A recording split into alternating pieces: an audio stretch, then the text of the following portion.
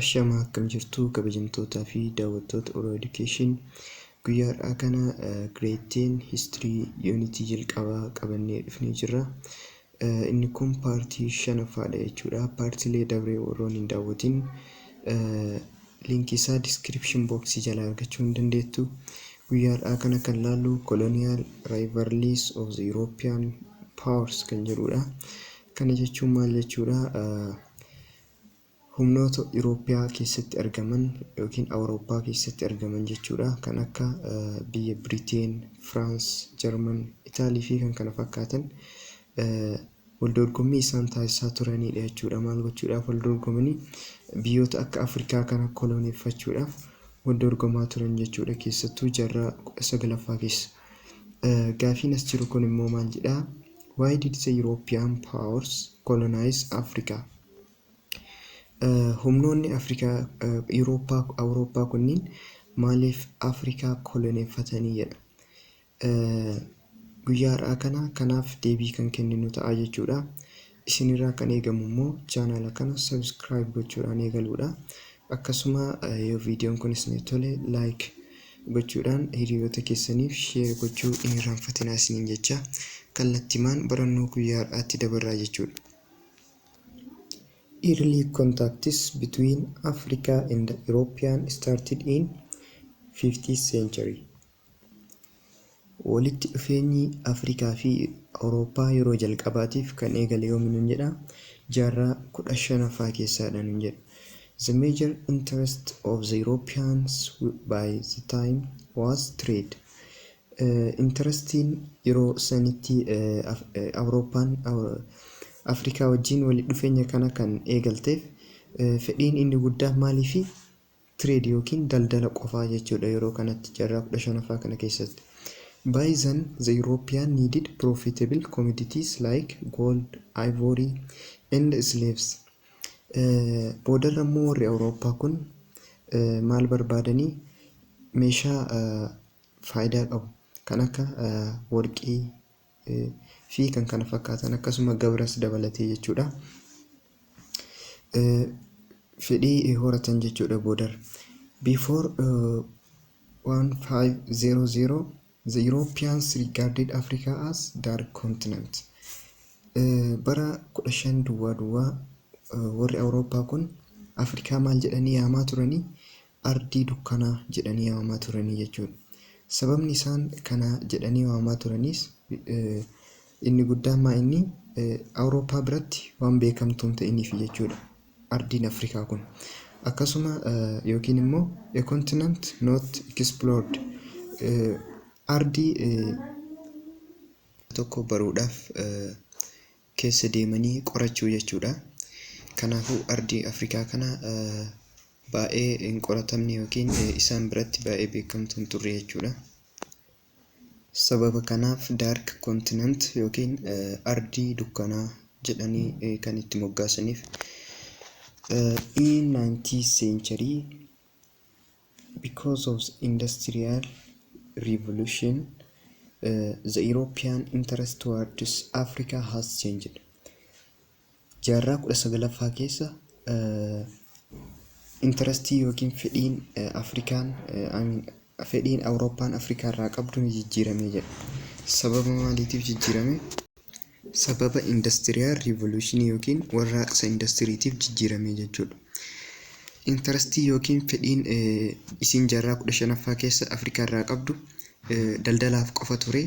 Jaarraa 19ffaa kana keessa immoo fedhiin isin Afrikaa irraa qabdu ni jijjiirame. Maalitti jijjiirame kan jedhu yommuu ilaallu, in 19th century European needed Africa to be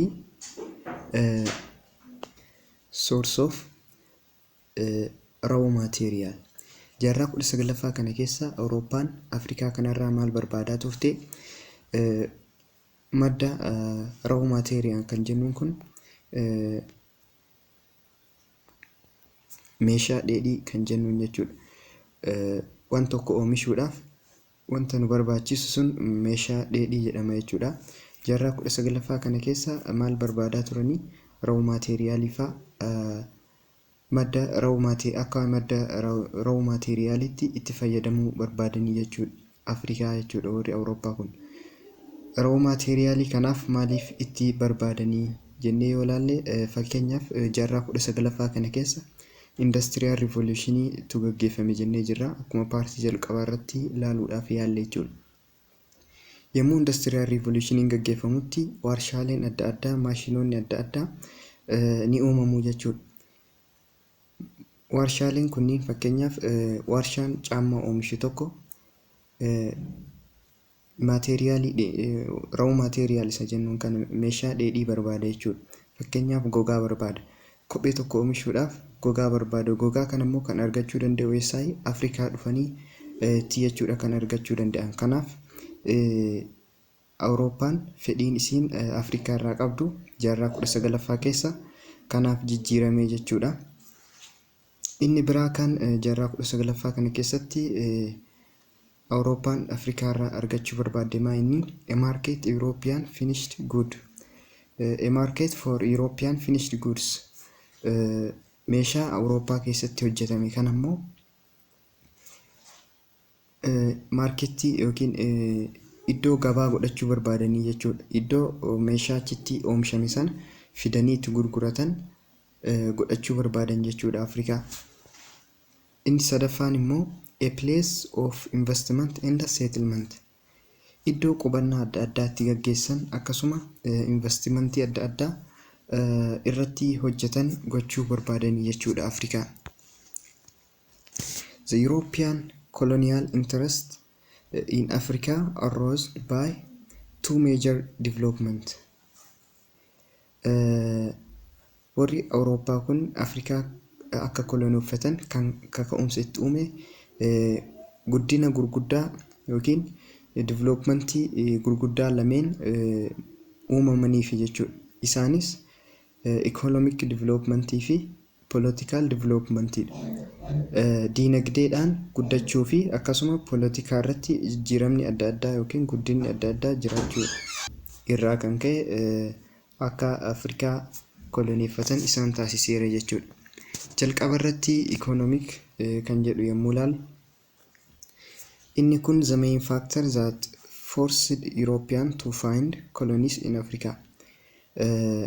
Faaktarii isa guddaa warri Awurooppaa kun akka Afrikaa koloneeffatan taasiseera. With industrial revolution, industrial capitalism needed new source of raw material. Akkuma reefu jenne yommuu warraaqsa diinagdee gaggeessan kana keessatti warraaqsa industirii gaggeessan kana keessatti soorsii madda dheedhii kan jennuun kan akka gogaa ta'uu danda'a, wantoota biraas ta'uu danda'a jechuudha. Albuudota garaagaraa ta'uu danda'a. Iddoo wanta kana irraa argatan isaan barbaachisee jechuudha. Inni kun inni economic developmentii sababa taasisaniif Afrikaa koloneeffachuu sababa isaan barbaachise keessaa isa tokko jechuudha. In this case, Europeans could not get necessary raw material simply by settling on the coast they did earlier when they were interested on the trade items from Africa. Haala kanaan yeroo jalqabaa maal gochaa turan jennee jirra. Daldala qofa gaggeessaa turan Afrikaa wajjin. Haa ta'u malee inni kun gahaa hin turre jechuudha. Isaaniif gahaa hin turre jechuudha. Industrial revolution yookiin warraaqsa industirii sababa gaggeessaa turaniif raw material isa jennuun kan yookiin meeshaa dheedhii isa jennuun kan argachuudhaaf isaaniif gahaa hin turre. Kanaaf maal gochuu barbaadanii Afrikaa koloneeffachuu barbaadanii jechuudha. Following exploration the unknown land, the European now entered into the interior and imposed their colonial rule over Africa. Exploration hordofuudhaan lafa qara baay'ee hin beekamne kana jechuudha. Unknown land kan jedhuun kun Afrikaa jechuu barbaadeeti jechuudha. Afrikaa kana koloneeffatan jechuudha exploration hordofuudhaan. Exploration movementii warri Awurooppaa taasisanidha jechuudha. Grade 9 keessas ni jiran fakkaata. Exploration kana hordofuudhaan lafa Afrikaa kana koloneeffachuu danda'anii jiran jechuudha. humna fayyadamuudhaan. Inni itti aanuu fi inni lammaffaan political development isaan taasisan irra ka'uudhaan Afrikaa akka itti koloneeffatanidha jechuudha. Political developmentiin yeroo jaarraa 19ffaa kana keessa taasifame inni the emergence of new nations Europe like Germany and Italy. Neeshinoonni haaraan kan akka Awurooppaa keessatti kan uumaman jechuudha. Germany fi Italy. Unification of Germany fi Unification of Italy kana dura ilaallee jirra. Erga tokkummaa isaanii uumatanii booda jechuudha warri Germany fi warri Italy kun humna guddaa horachuu danda'aniiran jechuudha. Humni guddaan isaan horatan kun immoo waldorgommii akka taasisan isaan godhee jechuudha. Jidduu isaaniitti waldorgommii akka taasisan isaan godhee jechuudha. The Europeans rushed to acquire a large colony which was considered as a sign of political power and national prestige. The Europeans rushed. Rush jechuun baay'ee jarjaruu jechuudha. Warri Awurooppaa keessa turan kunniin kan akka Jarmanii fi Itaalii waldorgommiitti isaan jidduu ture jennee jirra. Kanaaf baay'ee jarjaran maal gochuudhaaf to acquire large colony. Biyya koloneeffatan kana lafa guddaa koloneeffachuudhaaf baay'ee jarjaraa turan jechuudha. Maaliif waldorgommiitti isaan jidduu ture jennee jirra. Which was considered as sign of political power.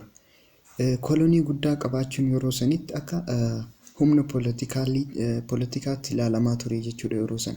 And national prestige akkasuma mallattoo ulfina biyya tokkooti jechuudha yeroo sanitti biyya baay'ee koloneeffatanii qabaachuun akka ulfinaatti ilaalamaa ture jechuudha. Britain had largest colonial territory. Britain yookiin Great Britain illee jedhamtee ni waamamte jechuudha. Britain guddoo jedhamti. Maaliif yeroo sanitti largest colonial territory waan qabduuf jechuudha. In the world addunyaarra biyya baay'ee koloneeffattuudhaan beekamtu yookiin biyyi kolonii baay'ee qabdu biyya tamii yoo jedhamne Britain ta'a jechuudha. The British used to express the large empire as the sun never sets on the Britain Empire. Empire isaanii guddaa kana ibsuudhaaf maal fayyadamanii? The sun never set on the Britain Empire. Aduun Empire Britain kanaaf hin dhiitu jedhanii jechuudha. Kana maaliif jedhanii? Britain lafa guddaa qabaachuu isii ibsuudhaaf jechuudha. Biyya addunyaarra jiran keessa biyya baay'ee koloneeffachuudhaan waan beekamtuuf yookiin biyya baay'ee waan koloneeffattee jirtuuf aduun Empire Britain kanaaf hin dhiitu jedhamti jechuudha.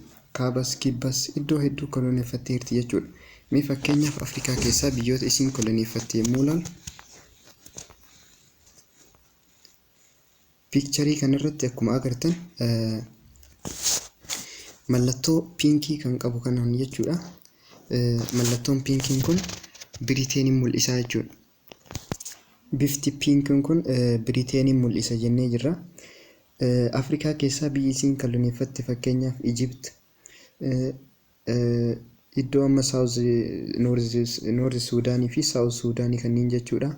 Akkasuma Keeniyaas dabalatee British East Africa jedhamtee beekamti yeroo sanis Keeniyaadha jechuudha isiin tun.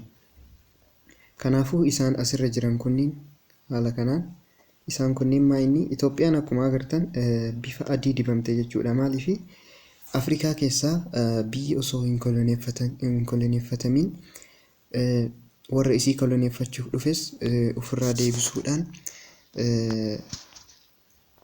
wanni ofirraa deebiste isii qofaa jechuudha. Biyyoonni Afrikaa keessa jiran hundumtuu koloneeffatamanii jiran jechuudha. Itoophiyaa fi biyya tokko qofaadha kan koloneeffatamiin. Itoophiyaan humna isii fayyadamuudhaan ofirraa deebiste, isiin kun immoo Ameerikaadhaan gargaaramuudhaan jechuudha. Kanaafuu Biriteen lafa guddaa qabaachuu isiiti jechuudha. akkuma agartan gara kibbaatiiniif South Africa fi biyyoota hedduu kan biraa of keessatti kan qabatu kunniin warra Biriteeniin koloneeffatame ture jechuudha. Kuni maal nutti agarsiisa? Biriteen Afrikaa keessaayyuu biyya baay'ee koloneeffachuu isiiti jechuudha. Kana qofa miti by the way Ameerikaa, Kanaadaan biyya hedduun Biriteeniin koloneeffatamtee turte jechuudha.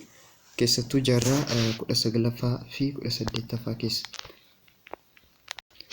Ayyee guyyaa har'aatiif kan qabadhee dhufe kana fakkaata. Wanti isin hin galiin yoo jiraate komentii irratti na barreessaa. Akka ifa ta'ee abdiin qaba jechuudha. Nagaan tura.